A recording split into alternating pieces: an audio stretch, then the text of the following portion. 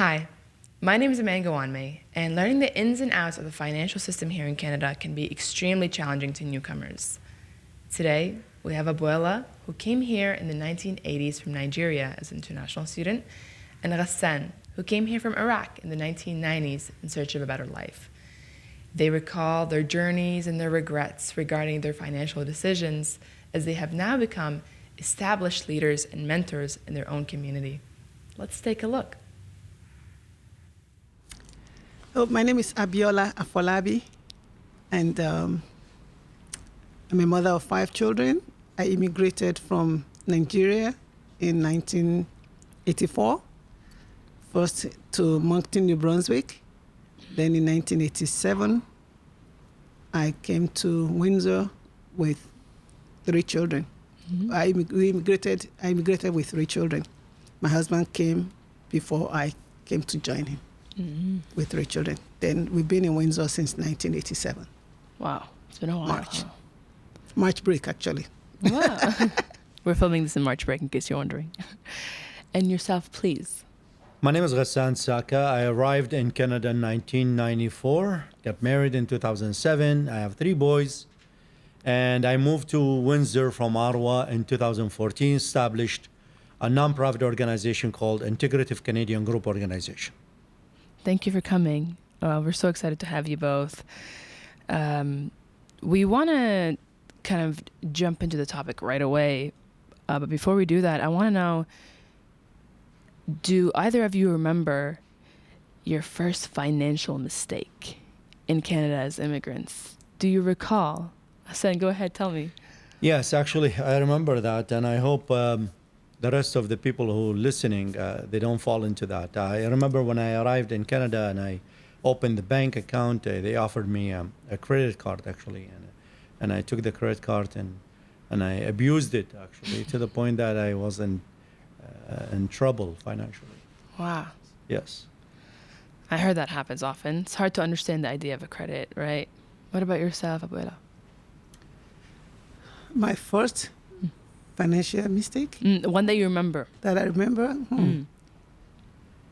I remember trusting someone to do a job in renovation for us. And we gave him a deposit, and we never saw him again. That really hurt. It was an electrician that we found. No. Took our money, and that back then every penny was a lot of money to us. Of course. And he didn't come back. Of course. Frequently when you meet immigrants that have already integrated, I think a lot of us have these regretful stories, right? And mistakes that you've made that you kick yourself about today. One of the first hurdles that I experienced, because I came here when I was around 12, and when it was time for me to graduate high school and start my post-secondary education, I had to figure out OSAP, student loans. And at this point, my parents' move to Canada was unfortunate because they were quickly met with the 2008 crash. And my father, all of the money that he brought with him to invest in Canada basically disappeared, right? And we ended up in a financial position that we didn't think we would be in. And I have 6 siblings before me, and my dad was able to afford all of their tuition except for mine.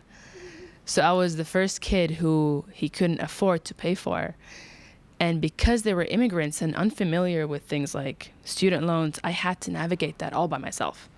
And it was really, really difficult because I used to be so envious of the other kids whose parents had saved up money for them and the parents who would do the paperwork with them. But for me, I was all alone. It was really difficult. But I'm oddly grateful now because I think it gave me an advantage in kind of running my own finances before a lot of other kids.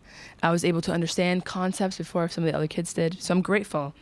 So obviously today's topic is about finances. So it's actually financial literacy is a topic that frequently comes up when you're talking about immigration.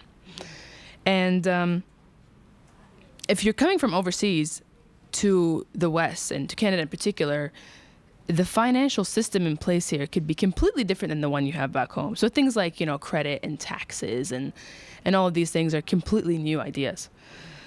So you have to make these huge life decisions very quickly upon arriving without having the prior information.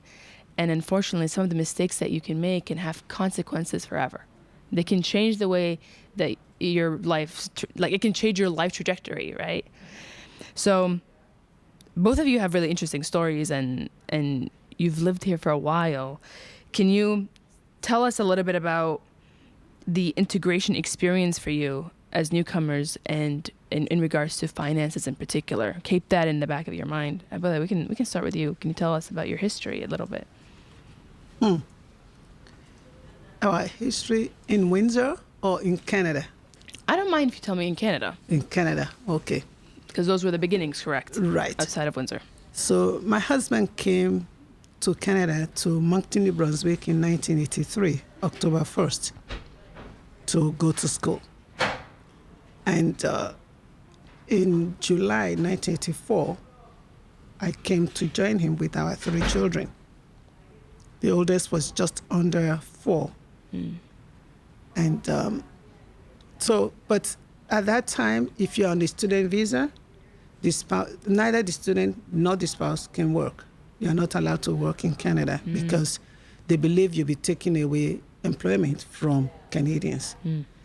So we were not allowed to work with a family of 5. Whatever money we brought could only last so long. The church was very helpful, supportive. They donated things to us, but they were not to support us. However, the government allowed us to sell whatever we could make. If you're able to make anything with your hands, you can sell it and make money. So, but I was a teacher. But my mother was a seamstress. And she raised 8 of us. Needless to say, she cooked a lot. So I loved cooking, and I knew how to sew. So I started making anything that I could make. I learned how to make pot holders. I didn't use pot holders in Nigeria. We just grab whatever we could grab to take the pot off the stove. So I learned to make pot holders, and people at the church started donating remnant fabrics. So whatever they donated would determine what I made. And then I was getting a lot of quilted materials. That was why I started making pot holders. Then I also made a casserole carrier. You make that bag, so if you're going to potluck, you put it in the carrier. So I would make those.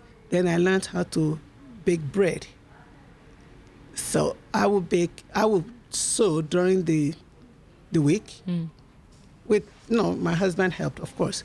We would sew, make whatever we could make from the donated fabrics during the week. Then on Friday night, we would start baking because we wanted it to be fresh for the following day. So we would bake in just the regular oven, and we would bake bread, homemade bread, pretty much all night. Then at 6 o'clock in the morning, we took it to the farmer's market. So I had the bread to sell, which was fresh. Then I had the pot holders and all the other crafts that I had made to sell. So that was how we made a little bit of money. And a lady at the church saw what we were doing and said that on my way from the market, whatever we had left, bread-wise, not pot holders, any bread that we had left, we should stop at her house. So I made more bread because they were all going to sell anyway. So we just baked as much as we could, and then we'll swing by her house, and she will purchase what was left. Wow. That was a really blessing. We remember that lady till today. She unfortunately passed away, some years later, but we remember her. You remember her? Yeah. Wow. So that's how we made our little money. Incredible. Yeah. What about you, Khassan? Do you remember how you survived financially when you first arrived? Well, I remember when I arrived in Canada, actually, I started working as a mechanic. And life, it wasn't that easy, actually. Yes, everything was way cheaper than now. But I remember it took me over 2 years to be stable financially, and especially to stabilize my track, actually. It's a huge difference coming from Iraq. There is no taxes. There is no a lot of things is different, and we had to learn a lot of things here. That every time you buy something, there's a taxes involved. And in the beginning, actually, when I used to purchase anything, I used to compare the Canadian dollars from the Iraqi money, and oh no, this is expensive. No. So it wasn't easy in the beginning, actually. And then, like I said, after 2 years, it took me slowly to be in track and get used to it. I remember this. I feel like this is something we do for at least a year. It's when you compare the prices of whatever you find here with the currency of your own country. And it's when you look back now, I'm like, that doesn't really make sense because of the income. The way that the income works here is that like you have like minimum wage here, which is I think an idea that doesn't exist, at least in Jordan. So it's funny that we do that, but it's the only way that your brain can comprehend your spending habits when you first arrive, I think. I want to know a little bit more about when you felt like when did it feel like you had finally kind of found a routine or financial, let's say, comfort? I would like to know when was the point where you felt, oh, I'm okay now. I'm not in survivalist mode anymore. Do you remember? Well, I remember when the government of Canada finally started giving work permits to student spouses. That was a real breakthrough. Then I felt like a normal human being that could go take on a job, that could attempt to use my skills to earn a living, not just go keep on making something. Yeah, so that was when I felt that relief. Like all I have to do now is find jobs. Right. So also I remember when we came to Windsor, after my husband finished his undergrad, he came to University of Windsor for his graduate studies. When we came here, shortly after we arrived, March break of 1987, we were looking the Windsor Star because I was used to the mentality of do your own business, we won't bother you. Then we found the ice cream business for sale or for whatever in the paper. And I like that idea where it's like, you're not just making things and selling, you're actually going to do a little business now. So we were able to get involved with that. A deacon at our church back in Moncton, New Brunswick, loaned us the down payment, the deposit on that business. So when we started running the business, every day we would bring cash home. It's like, so that was really good. Yeah. So maybe I would say that was actually the first breakthrough, because we knew that, okay, every summer we can do this business, make a lot of money, save some to sustain us during the rest of the year till the next summer. And then shortly after that, the work permit followed. Wow. So I don't think there is such a thing, because every time there is something happen, you feel you're not stable financially, especially when you get a house, wife, mortgage, kids. Every time they grow, there is more responsibilities. But what I believe it's not the financial. It's when you are educated enough, when you are knowing the system enough, when you became familiar with the society, the language, the city, then you became enough stable. You have asset, not in the bank, it's here, right here, when you know the system enough. Yeah, I agree. That's right. That's very clever. It's I think the wealth of knowledge that you accumulate through these integration years, wow, do they really help you survive. It's completely changes your life when you feel like you've integrated enough to participate in everyday society like everybody else. I agree. I want to know, there is this thing that I think a lot of us are used to, and I'm sure you've heard about this, is when you meet an immigrant and you find out that they had a career back home that they no longer have here. I don't know if everybody that's listening knows, but usually your experience outside of Canada counts as 0% experience here, and your education counts as 50%. At least that's how it was when we came to Canada. And the issue here is that you would meet people who had long, successful careers, and then they come here and they just cannot utilize any of these skills, and they have to start from zero. I want you to tell me about your thoughts and feelings about that, and what can that do to an adult? What can it do to a person? No, please. Go ahead. We've just been going in order, really. Sure. I'll answer. There is no perfect system. I'll give you an example. There is so many newcomers. They're doctors, engineers. They have profession, and they have diplomas, high diplomas. But when they come here, they find it's hard to work or to find a job. Sometimes they are even overqualified. And that's why we are trying to do right now, it is to communicate with the authorities and tell them that the newcomers who just arrived under, let's say, immigrant or under whether it's a sponsorship program or skills, when they arrive here, they really need to get their papers or their experience lubricate with the Canadian system, so they could be useful for themselves and the society here. Abiola, would you be able to tell me what was your first financial cultural shock? Something that was so unfamiliar to you, something that you did not have back home that was necessary here. I'm trying to think of the heat bills. Oh, what do you mean? To pay bills to keep the house warm. Like, I can pay for electricity, but why am I paying to keep the house warm? We didn't have to do that back in Nigeria, you know.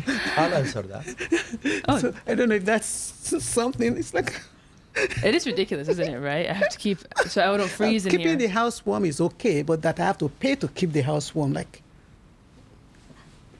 I don't know. It just I kind of love that. It is very Canadian. It was in Moncton, New Brunswick. It was very cold there. It's the only way. Do you remember, Hassan? Do you have an answer for that? What was the question again? It was, what was your initial financial culture shock? Something that you didn't have back home that was a big thing here. Coming from Iraq, where it has a source of income like the oil and many things, as everybody knows. Comparing to Canada, it's a country where the service and the taxes, it's the source of income to the country. Now, when you come here, of course, you're going to find out the differences and the property taxes, which is we don't have in Iraq. Like I said, the food, the clothing, it's the taxes added to the items. Let's say if you get a driver license, anything, any services, there is a charges. In Iraq, there is no such a thing. Now, the difference, the other thing is, I remember the Iraqi government, they used to purchase, for example, cars from Canada. Okay, it costs like, let's say $10,000. But in Iraq, they sell it to you for $3,000 because it was supported by the government. And that's the different shock. Okay, the buses there, it's free. Okay, everything used to be cheap.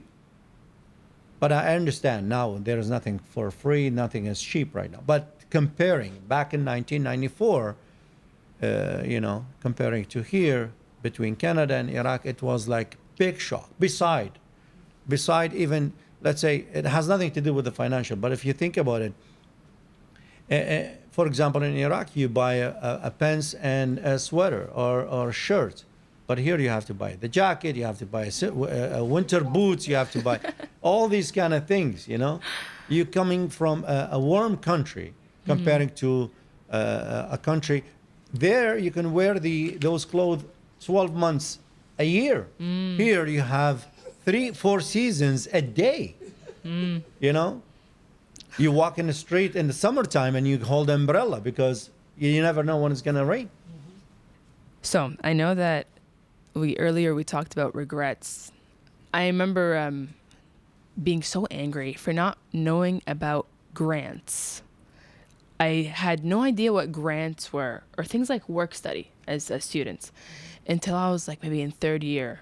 And at that point, so many of the kids I know had already applied for grants since first year university, and so much of the financial stress that you have can be alleviated with grants or with work study. So I want to know, is there something that you can think about right now that you wish you would have known earlier or before you arrived? Kind of something that would have made your life easier. Is there something in particular that you can think of? You can give it a thought. Not really, not at this time, but see, my arriving to Canada, it was like bizarre, actually, because things get twisted. I was supposed to be going to New York instead of coming to Canada. Things get twisted, and I arrived to Canada. And, you know, back then I never thought of like today. If I want to do anything, I would go and study, Google, search, open a book, read about, for example, if I want to eat anything right now, I want to know the recipe, you know. I think it's the age because we're becoming wiser, older. Back then, we don't care about it. Like, you know, we do things just like on our own and we do it. We don't think about it. So a lot of things, I shouldn't say I regret, but, you know, I guess I wasn't thinking straight when I arrived here. If I thought about everything, I would be totally, I wouldn't say late. Yes, I get, you know, I studied, I educated myself, I start doing things, but I guess it's the age. So if I knew better, if I had somebody to tell me what to do, and maybe I would listen. But I thought maybe not because I'm stubborn. So anyway. But can you think of anything? Well, very similar to what he said. Information, knowledge. If I knew some things, our life would have been easier. No, just what you shared. Our daughter, our first child, she straight-A student all her life, but we only found out towards the end that she could have qualified for some, not just grants, yes, to scholarships to study to go to post-secondary institutions. We didn't know. We didn't even know there was such a thing to go look for, and they didn't share with her. So she got to Western and found out some things and started applying. And thankfully, she made it. Also, when we got into real estate and we were buying fixer-uppers, I later found out that we could have gotten grants from the CMHC or whatever to renovate those Ronda apartments. Most people that were born and raised here were getting their money. We weren't. So that was tough. And the other thing that I wish we had, most importantly, is a community organization that caters to people like us, that can show us, okay, that can relate to where we came from and help us integrate. But we were so few in Windsor then. You know, we used to take the phone book, the Bell Canada phone book, and go through names to see a name that sounded Nigerian, so we could call them and say, hello, we're in Windsor, we're also from Nigeria. And then just the few Nigerian families that we met, and we just sit down and talk and call each other uncle, auntie, whatever. But there was no organization at that time that could give us the support that now we're able to give to others, thankfully. Thankfully. And of course, no Google. You couldn't just Google and search. There was no internet to do anything. So it's the Windsor Star and whatever anybody told you. Yeah. So Whatever wise words people could offer. yeah. You said something, Khassan. You said earlier about plans. If you're, this is not the first time I hear about this. I've talked to a Syrian refugee, and she was telling me, I didn't have a choice in coming here. So it burdens her that she didn't have a plan. And that when you don't have a plan, you're already, even if you have a plan, you're already so behind when you're an immigrant. Imagine not having one. And it made me think about how my family, we came here as economic immigrants. And my dad, when we first arrived, he said, no gas stations, no convenience stores. Because he was told by people here, oh, everybody buys gas stations, convenience stores, and you're stuck there forever, and your kids have to work with you. And he's like, I don't want to tie my kids down. The whole point of immigrating to Canada is that they're supposed to be able to go wherever they want. And very quickly we ran out of options, and he had to buy a convenience store. Isn't that horrific? It's like, it's so funny and it's so awful all at once, is that fate made it so he had the one thing that he didn't want to do, he had to do to feed his family. And the fears that he had about tying down his children happened. All of his worst fears came true. This is the other thing I would like to add actually to your story. That unfortunately when we arrive here, and the newcomers, when they come here, they sit in a cafeteria or any social event, and people start talking, and fortunately, negative information, false information, and people, like for example, there is a lady, she told me, people advise me not to study this kind of program, and I'm like, why do you listen to them? Listen to your thoughts, your guts. What is it telling you? Do search. If you study this job, for example, this program, how much money you're gonna make, how family would be proud of you, how the community would be proud of you. And now she studied the paralegal, and she's very intelligent, smart, young lady, and I'm proud of her. There's so many newcomers when they come here, unfortunately, and they say, Mr. Saka, they've been telling us this, and I'm not like, why you listen to people? Just come to the right source and ask the question, you'll be answered. Don't go just to places where people have no idea. Just look at them, what they are doing, and you will know the results. Why are you asking someone is sitting in the cafeteria, wasting his time, and has no information? And sometimes they teach you how to abuse the system. We have a wonderful system. I tell them, use the system, don't abuse it. That's a very good point. They use the system and not abuse it. Yeah.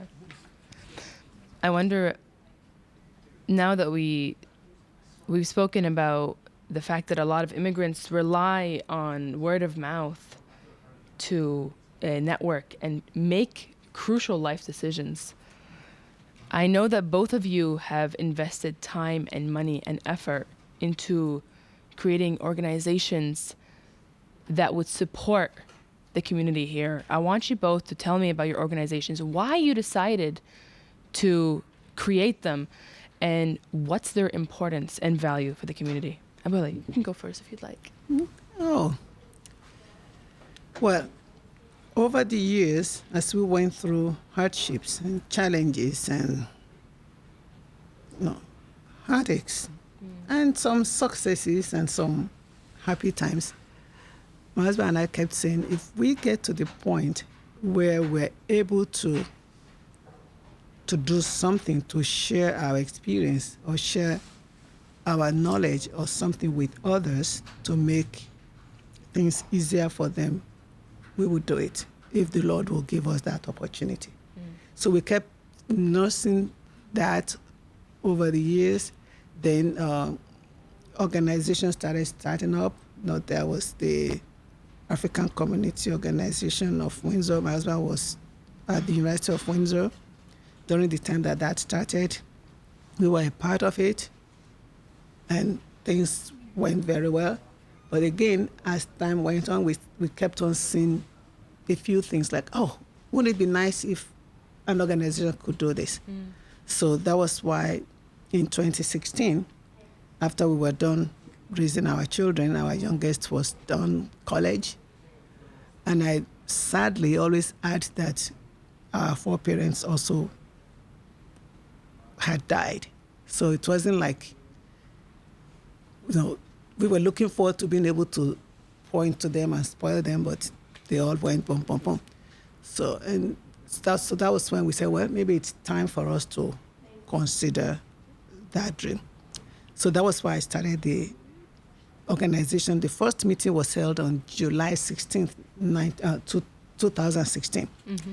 And the organization's name is the Nigerian Canadians for Cultural, Educational, and Economic Progress. So it took us a few meetings, because I called a few friends together. It took us a few meetings to come up with the name. We had to decide what exactly are we trying to do. Because we have organizations out there that bring the community together. We do annual events as a community. But what is our mandate? What are we doing differently? So we decided to pursue progress. So, and the organization is a very responsive organization, and we do not duplicate. If something is being done well out there, we encourage people to go, we refer people to the program, we support it. But if something is missing that we wish could happen, then we go out of our way to start those things. That's why we started the Windsor Essex Black Seniors Association, because every organization I know is doing youth program, but the people that were doing youth programs 20, 30 years ago, they're old now. What are you going to do for them? So we started the seniors thing, and then a few other programs that we have started because they were not available before. Beautiful. Thank you. But they're grateful to have you. I'm sorry? They're probably so grateful to have you. I hope so. Of course. What about you, Hassan? Tell us about yours.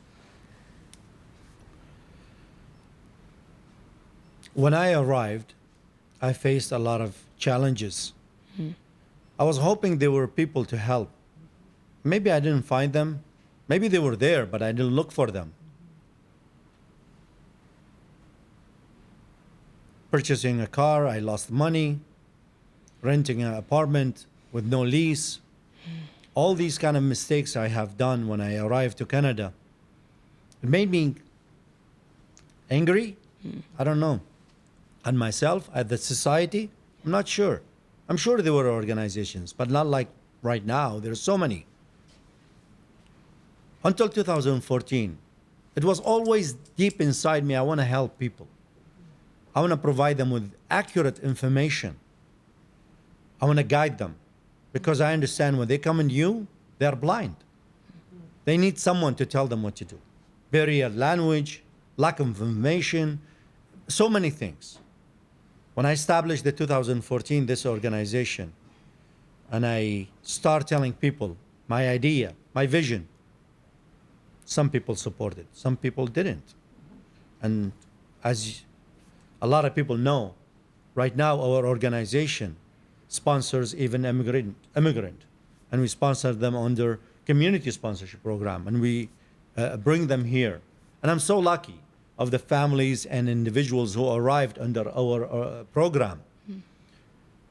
So lucky and proud that they are people in the society doing something, making difference here.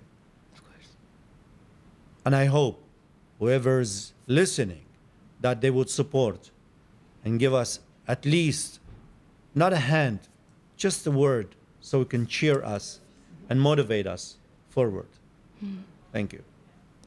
It's so wonderful to hear, having this conversation with you two, people who are so well established in the community, who have actively put in time and effort to support your own community.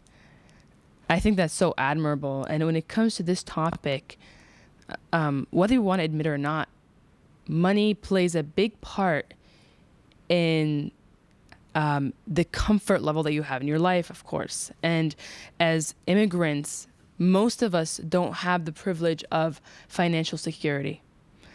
And I wanted to have you on here so that people can know that there are places to go to, at least for that initial step, for that first decision.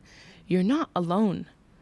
And this is why I wanted to even have the show in the first place, right? Is to talk about these things that are not spoken about, that are sometimes taboo or uncomfortable, or things that you want to forget. Because I know there are so many memories and so many mistakes that you wish you could bury. But I think what's more useful is talking about them like we are here. The other reason I want to have this program is so that I can share these stories with you to Windsorites and Canadians who did not experience life as an immigrant or a refugee. So I wanted to ask you, what are some things that you would wish that you could tell non-immigrants about the newcomer experience? Please. Well, first of all, thanks to everyone that gave us a chance to work with you, to show you who we are. We are a people that we came to country that we spoke no language of yours. We tried to change our mentality to your mentality. Mm-hmm. We tried to eat your food, and thank you for sharing our food. Mm-hmm. Let's work together. Let's get to know each other. Mm-hmm. Let's build Canada. Let's build home. Let's work together. Let's learn from each other. Mm. A world today, it's one small ball in our hand. Mm. With this technology and with this way of communicating with each other, we can build a better world, safer for our kids, for next generation. Absolutely. Thank you. Thank you. What about you, Abiola? Well, in addition to what he said, I would like the public to know that immigrants, first of all, they are no threat. No. And immigrants, we come here with skills. You know, a lot of us already had identity, like solid back home. Mm. And sometimes, like he said, you may not speak the language. Mm. Some of us speak the language because we come from Commonwealth countries, but then we speak the language with an accent. It would be nice to let people know that just because we sound differently doesn't mean we are less intelligent or unintelligent or less capable. That people would embrace the differences and support us, encourage us to be able to contribute the maximum that we can, because we are part of this big mosaic now. Mm. This is home. And I always tell people, if anything happens to me here right now, you will know before my relatives back home know. So this is home. We're a big family because we're that close, you know, together. So let's just embrace that. And also, just encourage us to unload what we've got in us, our talents, our abilities, our gifts. And I appreciate the government of Canada, the government of Ontario. I appreciate their support. The promotion of multiculturalism. I'm sitting here wearing this, not worrying about being victimized or discriminated against. I'm sure decades ago it was not like that. Mm. We can wear our hair, you know, so naturally now. So we've come a long way, and I really, really appreciate that. I appreciate the financial support from the government for our organization as well, because without their support, we'll just keep talking and dreaming and wishing. Nice. So, Wonderful. and I love Canada. It's home. It's home. I wanted to ask you if there's any more stories that you'd like to share. Something that pops in your head in particular that you feel that you want to share. Very quickly, we came to Windsor March break 1987, and we bought the ice cream business during the summer. There's Mr. Frosty, very similar to DKD, and our children worked on that in that business. They were riding the tricycles to make money. I remember that, and our children worked with us to earn a living, to build, to get ahead. We were partners. We were not the typical family where, savings are there, the education is paid for. No, we worked, we struggled together. They earned with us. And we're very thankful for that. We're proud of them. That's made them who they are today, very hardworking children. So, of course, it plays a big part. What about you, Khassan? Story? Sitting in my office for the past 9 years, I heard a lot of stories. I can assure you that. There is a sad stories, there is happiness, there is everything. But there is one story I know. There were a family in Iraq.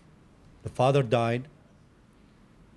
One of the daughters came to Canada. Others went to United States. Some they came here. The family divided. But there is one thing united them. It's the blood. Yes, they are separated. These are so many stories like this. So many stories like mine. People think it's easy to be emigrated. It's not easy to leave home, to leave your life, cousins, relatives, ancestors. My dad is buried in Iraq. I miss him so much. Every time I have an opportunity to go on a work trip, I go and visit and pray and say thanks to everything. You want to hear stories? There are so many stories. That's true. So the last question I have before we go is, I've asked you to you have a bit of homework, is to bring us a song that reminds you of your time here. Oh, you can believe that. I'm sorry. No, I got him. And there's one. I gotta get on camera somehow. Oh no, she put it here. So It's right here. But she put her lyrics on the back. Thank you. Oh, that's all right. We're keeping that in. Yeah, we are. So let's do our homework now. I've asked you to bring a song that reminds you of maybe your time here or this topic or anything like that. So tell us your songs. A song? It's funny. The first song ever that reminds me of everything. When I arrived, I spoke no English, and I wanted to learn English. And the first thing I did, actually, I started to write things. And every time I go to see a movie, I don't understand nothing, but I like it because I used to love action movie. And what I did, wherever I go, I grab a pen and paper and write it. My grammar was terrible. Don't laugh at me. So the first song it was a song that just came new actually back in '94 was I Swear. I swear. And I swear. Don't ask me to sing it. So that was wonderful, beautiful song, and I still remember. And every time I sit and I need a moment of relaxation, I put that song on YouTube and I listen to it. It's a great song. And yes, I swear that I promised myself I'll be somebody, and I am almost there. Of course you are. Wonderful. That's a great choice. What about you, Abel? What's yours? Okay, so over the years, we had some challenging experiences. We did well in ice cream business, bought our first home. Things were going well. Then I bought a cleaning business. Then we got a janitorial. Then we got into real estate. We started investing. And that was where the challenges more than, quadrupled. It was just a lot of problems there. Thank you for watching this episode of Halfway to Home. My name is Aman Ghawanmeh, and this series focuses on the journeys of newcomers here in Canada that are often overlooked. Please check out the rest of the series, and thank you for your time.